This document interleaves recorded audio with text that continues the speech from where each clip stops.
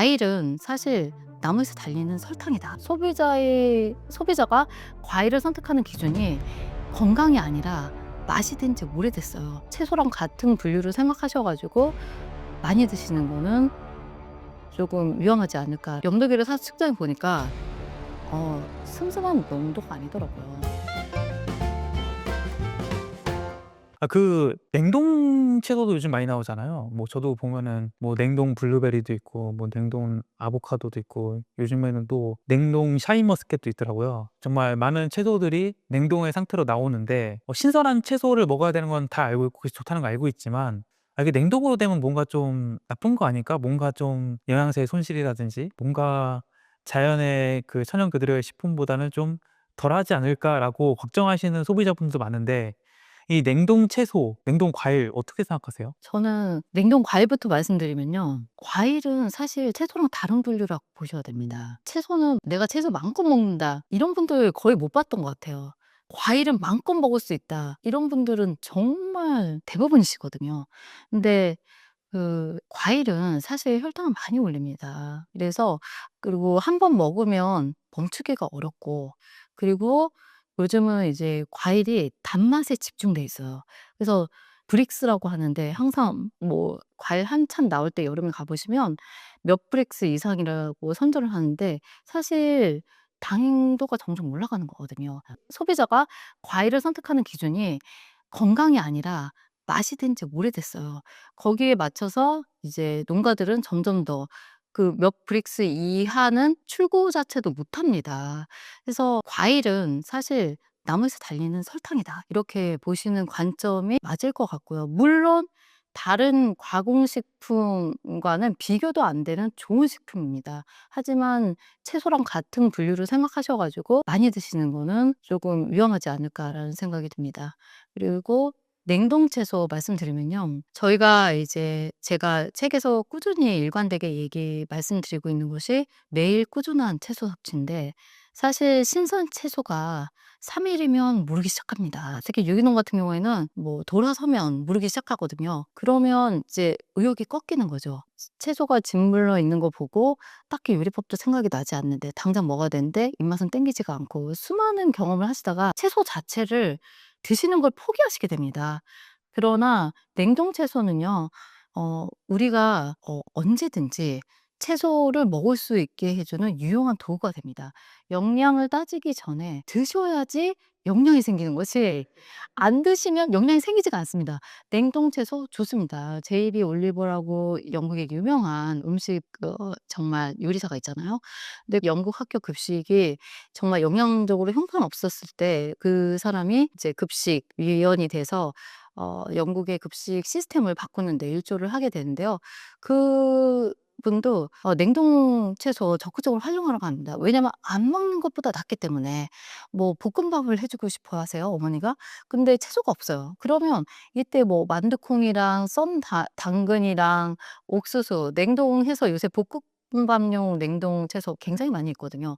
용도별로 나와 있어요. 지금 소비자들이 요구가 많아지니까 뭐 된장국용, 정말 찌개용 냉동 채소도 있고, 그냥 봉지 부어서 육수 코인 넣고 그리고 물 넣으면 완성되는 거거든요, 된장 넣고. 그래서 정말 이렇게 간단하게 요리할 수 있는 정말 최적의 도구 중에 하나이기 때문에, 영양소를 생각하시기 전에 일단 냉동 채소부터 사시라, 이렇게 말씀드리고 싶어요. 진짜 1인 가구분들은 먹기가 힘들어요, 채소를. 왜냐하면 냉장고에 넣으면 진짜 말씀하신 대로 무르고 뭐 이러니까 무른 거 보면 돈 아깝고 이러니까 또 안 사게 되고 악순환인데, 그때 냉동 채소를 어쨌거나 냉동실에 넣어 놓고 필요할 때마다 꺼내서 먹으면은 정말 좋은 채소 섭취 방법이 될 수 있다. 네. 제가 말씀드리고 싶은 거는 짓무른 채소를 막 보시면서 한탄하시는 경험이 많으셨던 분들에게 정말 용기를 드리고 싶고요. 이게 어떻게 보면 저는 시스템의 문제라는 생각이 들거든요. 항상 냉동 채소가 있어요. 그리고 내가 냉동 채소를 이용해서 국 끓이는 게 익숙해요. 그러면 어쨌든 냉동 채소를 먹는 거거든요. 냉동 채소를 활용해서 볶음밥을 먹는 게 익숙해요. 그러면 냉 냉동 채소라도 채소를 먹을 수 있는 건데, 일단 냉장고에 채소가 있지 않고 신선 채소를 샀다가 하셨던 분들은 다시 채소를 사지 않으세요. 그러면 지속적으로 채소를 섭취하는데 문제가 생기는 거거든요. 냉동 채소는 채소 섭취를 꾸준히 해 주는 좋은 도구가 됩니다. 그래서 제가 채소를 이제 정기적으로 배달시켜서 제가 일일이 클릭해서 주문하지 않아도 채소가 와 있는 것처럼 그렇게 시스템을 만드시고 그런 신선 채소를 받으시는 게 너무 부담이시다. 저는 요리를 하니까 부담이 되지 않지만 그렇다고 하신다면 냉동 채소가 매우 좋은 대안이 될 수 있습니다. 시스템적으로 채소를 먹을 수밖에 없는 구조를 만들어내는 게 일단 건강한 식사의 시작이네요, 보니까. 그 책에 보니까 교수님의 그 만능 한 접시가 있더라고요. 이건 어떻게 드시는 건가요? 사실 만능 한 접시라고 표현은 했지만 그냥 편안하게 '채소를 드셨으면 좋겠다.'라는 생각이 들어서 표현한 거고요. 이제 "간단하게 채소 좀 지속적으로 먹을 수 있는 방법이 없나?" 이렇게 많이들 물어보셔서 그냥 샐러드 접시 위에 포만감이 생길 수 있는 그런 콩이나 두부 그리고 이제 올리브 오일 같은 것을 뿌려 가지고 이제 건강한 지방도 같이 얻는 그런 방법으로 생각합니다. 그래서 샐러드만 먹으면 이제 "배가 너무 금방 꺼진다." 그렇게 얘기하시는 분들이 있으신데 샐러드만 드시면 배가 금방 꺼집니다 진짜.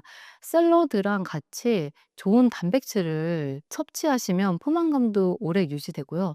그리고 이제 샐러드를 말씀하실 때 보통 이제 냉장돼서 오는 샐러드나 냉장고에 있는 채소를 활용하시기 때문에 이제 콜드 샐러드만 샐러드라고 생각하시는데 웜 샐러드도 충분히 좋거든요. 그래서 채소를 따뜻하게 구워 드시거나 쪄 드시거나 생 채소를 드셨을 때 좀 부대끼는 느낌이 들고 몸이 차가워지는 느낌이 든다고 하시면 얼마든지 채소를 따뜻하게 드시는 것도 좋은 방법입니다. 그래서 제가 한 그릇 요리도 이야기했지만 자신에게 맞는 자신이 좋아하는 채소로 시작하는 것이 좋은 출발점이 될 것 같습니다. 그 한국인의 밥상에 빠질 수 없는 게 찌개잖아요, 찌개. 찌개는 좀 우리가 더 건강하게 먹을 수 있는 방법 어떻게 먹으면 좋을까요? 자, 제가 이걸 많이 고민하다가 집에서 찌개를 끓였습니다. 그랬더니 이제 채소를 제 스타일대로 엄청 많이 넣고 굉장히 간을 연하게 했죠. 그래서 "이게 뭐냐?" 우리 가족들의 반응은 이게 찌개면 그 우리가 생각하는 일반적인 찌개의 모습 있잖아요. 그래서 김치찌개, 된장찌개. 요리한 사람은 찌개라고 주장하는데 "찌개 같지가 않다." 그래서 이유를 물어보니까 "일단 채소가 너무 많다."라고 얘기를 하고 "슴슴하다." 얘기했거든요. 근데 저는 조금씩 염도를 줄여가면서 저는 심지어 이제 가정용 염도계를 샀었어요. 그래서 좀 실제로 이제 가족들이 슴슴하다. 슴슴하다는 제가 이제 국 끓이면서 제일 많이 들었던 이야기가 "슴슴하다."였거든요. 실제로 슴슴하지 않을 것 같은데 입맛이 다 다르잖아요. 그래서 염도계를 사서 측정해 보니까 슴슴한 농도가 아니더라고요. 그러니까 실제로는 짠 농도인데 가족들이 그렇게 워낙 짠 이제 외식 음식에 익숙하다 보니까 그렇게 느끼는 거였어요. 그래서 가정용 염도계가 비싸지 않습니다. 있는데 그거 측정해 보시면 좋아요. 그래서 실제로 우리 미각을 느끼는 세포가 사실 나이가 들면서 이제 또 이제 변화가 생기기 때문에 할머니, 할아버지분들이 굉장히 젊은 사람들이 먹었을 때 짜다고 느끼는데 짜지 않다고 느끼시는 경우도 있으시거든요. 입맛이 굉장히 주관적인데 염도계를 활용해 보면 내가 먹고 있는 국의 염도를 확인할 수 있어요. 그래서 저는 일단 찌개도 우리가 먹는 모든 음식이 식재료가 채소 해독식의 출발점이 될 수 있다고 생각하고요. 그건 친숙한 음식에서 시작해야 되는데 찌개가 만약에 친숙하시다면 채소를 조금 더 얻는 것으로 시작하셨으면 좋겠습니다. 그리고 결국은 간이 연하게 가는 것이 건강에 좋을 것 같아요. 그러면은 가족분들이 슴슴하다고 했을 때 염도의 수준은 어느 정도였나요? 보통 이상이었죠. 보통 이상이었어요? 네. 근데 그러면은 뭐 사실 가족분들이 뭐 이상한 게 아니라 일반인들이 전부 다 이 짠 염도에 너무 익숙해 있어 가지고 실제로는 수치적으로는 굉장히 높은 염도인데도 불구하고 이걸 심각하게 느낀다라는 거잖아요. 그럼 진짜 염도계를 측정하지 않고 그냥 드시는 분들 대부분은 그 기준치보다 굉장히 좀 짜게 먹고 있을 것 같다. 네. 그래서 실제로 짜게 드실 가능성이 높고요. 그렇지 않은 분들 그냥 평생 슴슴한 입맛에 익숙해져 있던 부분은 '아 그냥 괜찮네.' 이렇게 느끼실 수도 있으실 것 같아요. 교수님의 책에서 좀 제가 느꼈던 거는 많은 분들이 이렇게 뭔가 채식 이런 건강식을 이제 강조하는 이제 메시지를 담은 책들 보면은 굉장히 그 철저한 기준에 맞춰서 그 자신의 기준을 굉장히 고집하는데, 교수님의 책에서 봤던 인상은 약간 되게 유두리 있게 지속 가능성을 좀 강조한 느낌이다라고 받았거든요. 어떤 면에서 그랬냐면은 에어프라이어 같은 경우에도 사실은 이게 고온이나 이런 것 때문에 별로 안 좋다고 얘기하시는 분 많아요. 사실 뭐 채식을 특히 강조하시는 분일수록 그냥 생채소나 뭐 샐러드를 만들어서 먹어라 이런 걸 얘기하지, 에어프라이어의 그런 영양소 손실 이런 부분들을 우려가 돼서 권하지 않는다라고 하는데, 교수님 책에서는 에어프라이어를 활용한 여러 가지 해독 시도도 제시해 주셨잖아요. 근데 그런 부분을 봤을 때 굉장히 실생활에서 어찌됐든 간에 채소의 절대량을 좀 많이 먹도록 하는 거에 좀 방점을 두신 거 아닌가, 그 생각을 했는데 맞나요? 너무 정확히 보셨고요. 어떤 형태로든 채소의 섭취량을 늘리자. 이게 뭐 살짝 찐 채소를 아무것도 가미하지 않고 본래 채소의 맛을 느끼는 분들도 있으시지만 그 단계까지 가는데 많은 과정이 있거든요. 정말 드레싱 없이는 샐러드 채소를 못 드시는 분도 많으세요. 시중에 파는 드레싱이 건강하다고 보진 않거든요. 첨가물 오로지 진짜 맛에 집중되어 있기 때문에. 하지만 그래도 채소를 익숙해지고 채소를 지속적으로 먹는 데 도움이 된다면 뿌려서 먹자. 그렇게 시작해서 이제 나중에는 중간 단계로 올리브 오일이나 레몬즙을 넣은 드레싱을 쓰기 시작하고, 그리고 그것마저도 필요 없는 채소 본연의 맛을 정말 다양하게 느낄 수 있는 시기가 온다는 생각이 듭니다. 에어프라이어를 제가 이제 넣은 거는 특별히 젊은 세대들은 에어프라이어 사용이 엄청 익숙하거든요. 전자레인지처럼 에어프라이어를 익숙하게 활용하기 때문에 그런 에어프라이어를 이왕이면 활용해서 기름에 채소를 굽는 것보다 조금 그래도 이제 얇게 썬 채소들, 저 같은 경우에는 뭐 방울토마토 반으로 잘라서 이제 많이 넣고 샐러드에 많이 넣고요. 그리고 이제 가지를 슬라이스해서, 가지가 이제 구우면 정말 쫄깃쫄깃한 식감이 맛있거든요. 그런 다양한 채소들을 이제 구워 봄으로써 채소가 가진, 이렇게 삶았을 때 느꼈던 이제 질감과 향과 살짝 구웠을 때 느껴지는 질감과 향이, 식감이 완전히 다르거든요. 그런 부분들을 다양하게 느껴보는 게 채소를 좋아하고 또 즐기게 되는 요소가 되기 때문에, 영양소를 생각하면서 이제 꺼리기보다는 이것저것 다양하게 시도해 보는 게 좋은 길이 될 수도 있을 것 같습니다.